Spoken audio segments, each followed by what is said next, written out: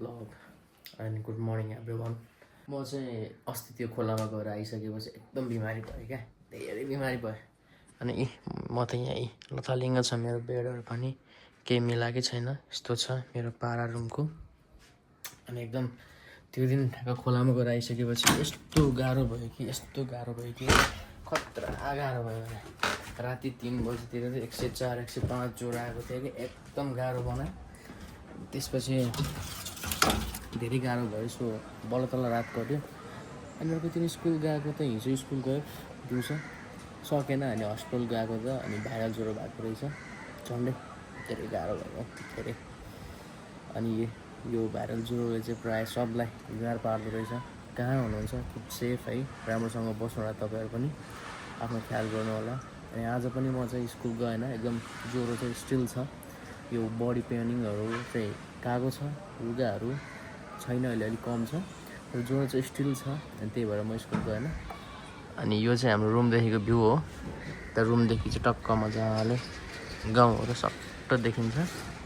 अलिकति यो बिचको घरले गर्दा चाहिँ अलिक देखिँदैन, नत्र राम्रोसँग देखिन्थ्यो। सो म चाहिँ आज यतै होस्टेलमै छु, अनि म चाहिँ आज रेस्ट गरेर रुममै रेस्ट टाइम बिताइरहेको छु। म चाहिँ तपाईँहरूलाई मेरो औषधि देखाउँछु, यता मैले औषधि कति लिएको छ भनेर। यहाँ हेर्नु न, यो एउटा एन्टिबायोटिक छ, यो एउटा एन्टिबायोटिक भयो है। अनि यो चाहिँ खै ग्यास्ट्रिकको केसको औषधि हो, अनि राति राति खाऊ भनेर दिएको छ, अनि 2-3वटा खाऊ भनेर दिएको छ यो चाहिँ। अनि अर्को चाहिँ मेरो यहाँनिर छ, यो चाहिँ सुक्खा खकी, मलाई प्रायः सुक्खा खकी लाग्छ कि, अनि त्यसको लागि यति औषधि खाँदैछु है। यो औषधि चाहिँ खानु पाएको छैन, निन्द्रामा त झक्झमी लाग्छ कि, त्यति साह्रो म सुत्ने खालको मान्छे त होइन म है, त्यति साह्रो सुत्दिनँ। तर यो औषधि खायो भने किन पुरा सुत्ने कि, बिहान उठेर खानसाना खाएर यसो पल्टेको, अहिले भर्खर पो उठेछु भने। अनि औषधिहरू खाएर सुतेको चाहिँ बिहानको 6 बजीतिर खानुपर्छ कि औषधि, फेरि अनि खाएर सुतेको। एकदमै गाह्रो छ हो यसले त, धेरै गाह्रो, धेरै नै। अब उपचार गर्दा औषधि खाँदाखेरि ठिक छ, त्यसपछि फेरि आइरहेको हुन्छ, भनेपछि यो पक्कै पनि 1 दिन औषधि खाएर केही समय चाहिँ यसले हिल गर्छ, त्यसपछि भनेको आफ्नो इम्युनिटी पावरले जित्नुपर्ने खालको जस्तो लाग्यो है मलाई चाहिँ यो टाइममा आएर चाहिँ। अनि प्रायःले हुनसक्छ त्यो टाइममा तपाईँहरू चाहिँ नडराउनु होला, तपाईँहरू चाहिँ मैले फिल गर्दाखेरि चाहिँ आफ्नो इम्युनिटी पावरले तपाईँले खाना पेल्नुहोस्, रेस्ट लिनुहोस्, टाइममा सबै कुरा गर्नुहोस्, तपाईँको कुराहरू चाहिँ निको हुन्छ। अलिकति याद गर्नुपर्ने कुरा भनेको खानकी चाहिँ बार्नु होला है, खानकी जे पाइ त्यो नखानुहोस्, चिल्लो पिरो अमिलो यिनीहरू चाहिँ गुलिहरू चाहिँ बन्दै गर्नुपर्छ सकेसम्म, हिल नहुँदासम्म है। सबैजनालाई चाहिँ यो चाहिँ गर्नु होला निको हुनको लागि। अचानक फेरि अहिले यहाँ सुदीप भाइले एउटा इन्फर्मेसन दियो कि तल किचनमा त बिरालले दुध पो खाइदिन्छ। अहिले बच्चाहरू स्कुलदेखि आएपछि खाजा चिया पकाइदिनु पर्ने है। ल यहाँ हेर्नु त, ओ माई गड, बिरालले त के हो बिजोग बनाएछ त। अनि आम्मा आज गयो, आज दुध गयो यहाँ थत, बिरालले बिजोग बनाएछ नि यार। त्यो कहाँदेखि छिर्छ क्या बिराललाई यार, थत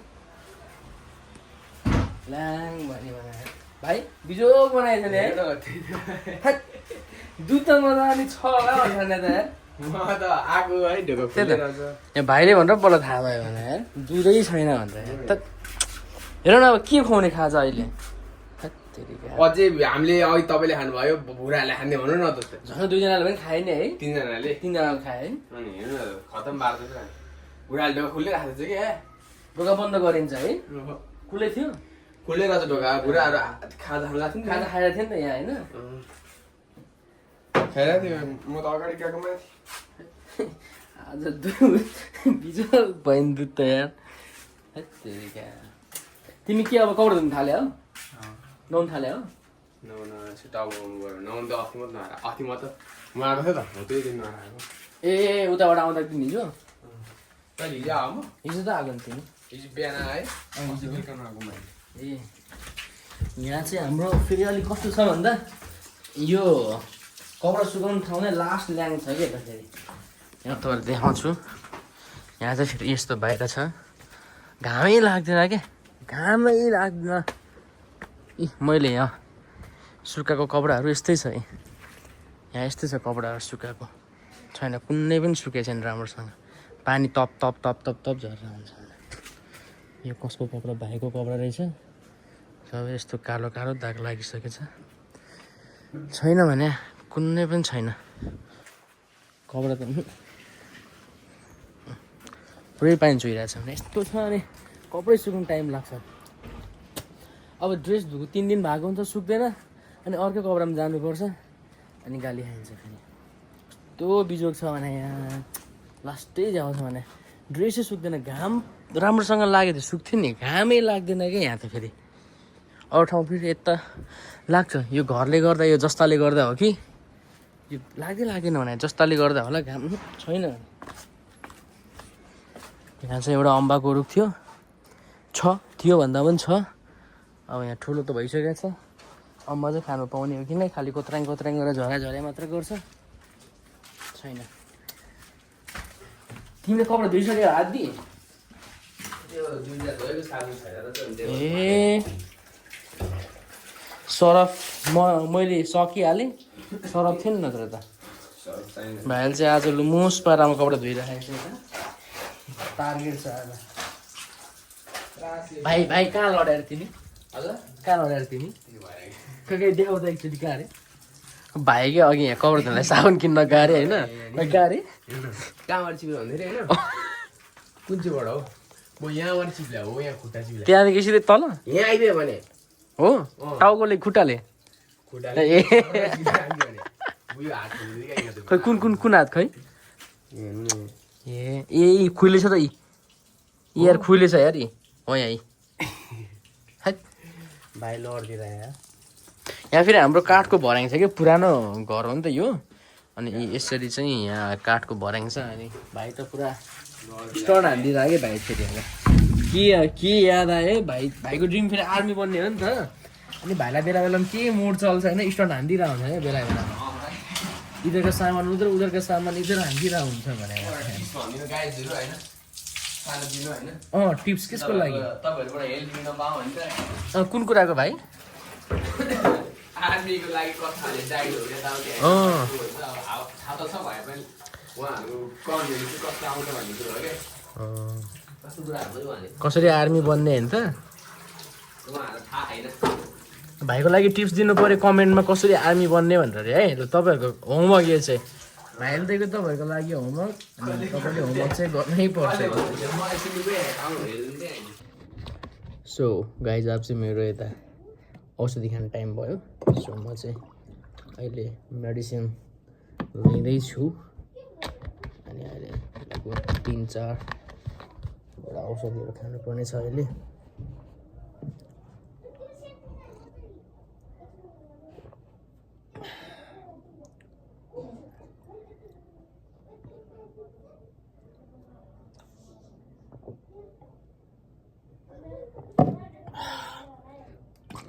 प्लस यो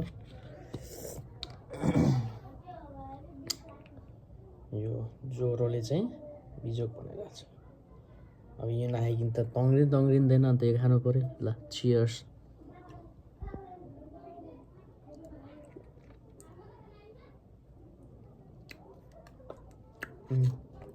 यसरी खानुपर्छ किनकि पैसा पऱ्यो हो नि त पाहाल्यो भने त जान्छ पैसा त उठाउनु पऱ्यो अनि पुरै त्यही छ र बाँकी यसरी चाहिँ औषधि खानुपर्छ सिक्नुहोस् मदेखि है राम्रो कुरा सिक्दा केही हुँदैन कि म फेरि खालि राम्रो कुरा मात्रै सिकाउँछु म चाहिँ मलाई चाहिँ राम्रो कुरा सिकाउनु मनपर्छ कि यसरी खानुपर्छ औषधि चाहिँ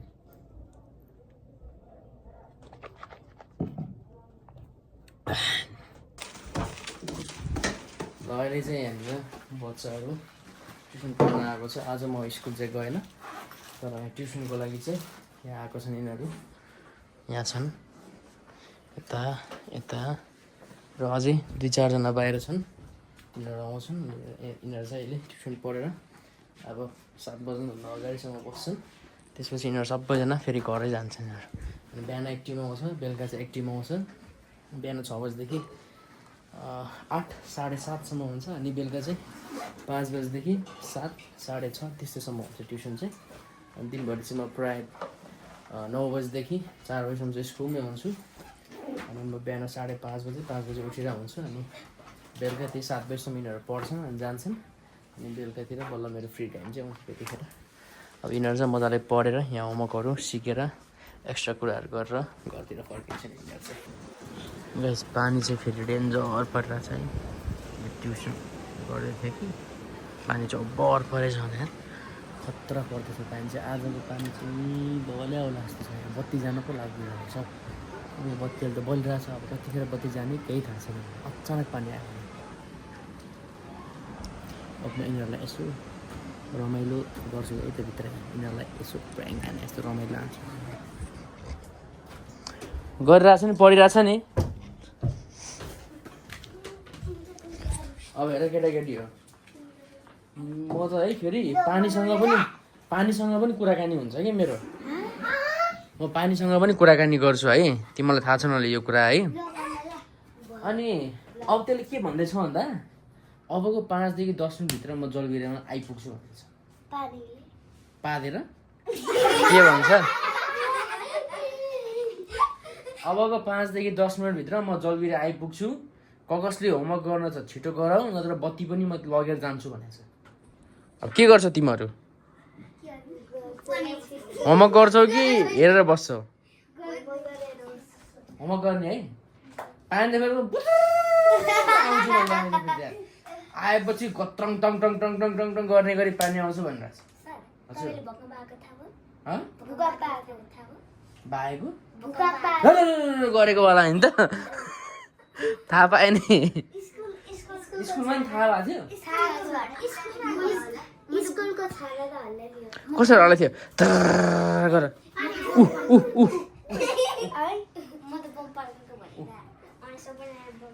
बम पड्क्यो? कहाँदेखि बम पड्क्यो? ए मैले त स्कुलको केटाहरूले पादेछ क्या हो।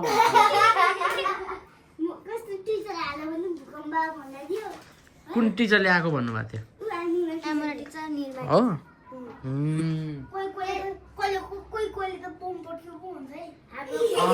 बम पड्क्यो?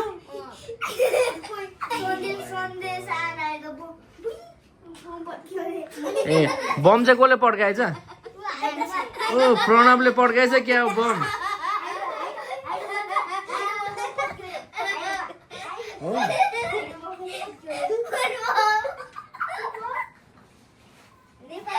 कुन बम? पात बम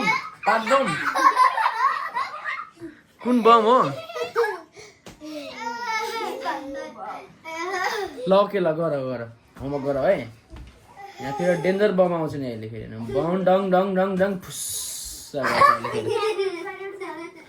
तिमी बम पड्काउनु जान्ला? बम पड्काउनु जान्ला कि टोइलेट जान्ला भन त? टोइलेट जाने भए चाहिँ जाऊ, बम पड्काउने भए चाहिँ नजाऊ है। ल ओके ल गर मजाले गर है। खासमा भूकम्प आएको कुरा चाहिँ मैले अलरेडी थाहा पाइसकेको थिएँ, तर मलाई त्यो भूकम्प होइन, उताबाट सुदीप भाइ थियो। सुदीप भाइ चाहिँ सुत्या हो कि सुतेर लडायो कि जस्तो लागिरहेको थियो कि भूकम्प आएको जस्तो लागेको थिएन। अहिले भर्खर यो स्कुलबाट बच्चाहरू आएर अहिले कुरा गर्दा मलाई भूकम्प आएको भन्ने कुरा थाहा भयो। अनि यो चाहिँ नेपालमा होइन रहेछ, नेपालदेखि अर्कै देशमा रहेछ। यो समथिङ कम्बोडिया समथिङ के हो त्यो देशको नाम चाहिँ मलाई थाहा भएन। त्यहाँ आएको भूकम्प भन्ने छ, तर कहाँनिर आएको भूकम्प थाहा छैन। तर त्यहाँको चाहिँ यसको यो भाइब्रेसन चाहिँ यहाँसम्म आएको क्या, त्यसको त्यो हुन्छ नि, त्यसको इफेक्ट चाहिँ यहाँसम्म नेपालसम्म गऱ्यो क्या। तर नेपालमा चाहिँ भूकम्प आएको होइन रहेछ, तर खासमा भूकम्प चाहिँ आएको, तर नेपालमा होइन, अरू देशबाट चाहिँ त्यसको के भन्छ त्यसलाई, त्यसको कम्पन चाहिँ यहाँसम्म आएको कि त्यो चाहिँ ट्याक्कै त्यो शब्द मलाई भन्नु आएन। अनि कति धेरैजना मान्छे चाहिँ मऱ्यो भन्ने कुराकानी आइरहेको छ। अनि सबजना सेफ हुनु होला। कति यो भिडियो हेर्दै हुनुहुन्छ किप सेफ है। कतिखेर के हुनसक्छ, किनकि नेचुरल फेनोमेनन डिजास्टर कतिखेर के हुन्छ भन्ने कुरा हामी कसैलाई पनि थाहा छैन। यो भनेको सडन हुन्छ अचानक तरिकाले। So keep safe, safe your life.